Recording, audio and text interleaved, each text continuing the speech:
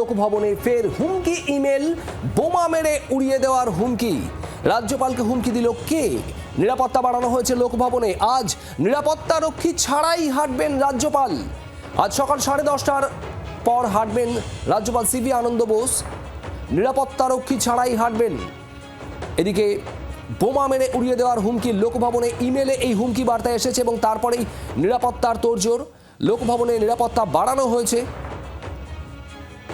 যদিও এরই মধ্যে নিরাপত্তারক্ষী ছাড়াই হাঁটবেন রাজ্যপাল।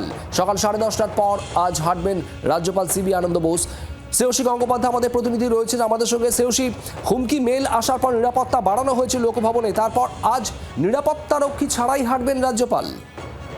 দেখো, গতকালই কিন্তু কার্যত এই হুমকি এসছে, যেটা জানা যাচ্ছে যে এক্ষেত্রে যে হুমকির যে শব্দগুলো হচ্ছে উইল ব্লাস্ট দ্য গভর্নর, এটা ইমেলের মাধ্যমে কিন্তু কার্যত এই হুমকি পাঠানো হয়েছে।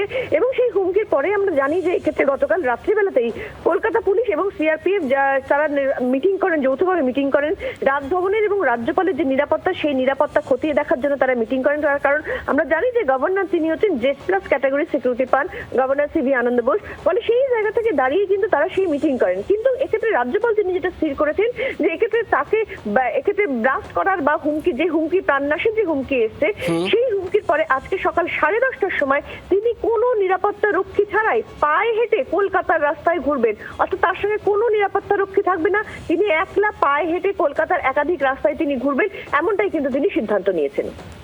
ধন্যবাদ শ্রেয়সী।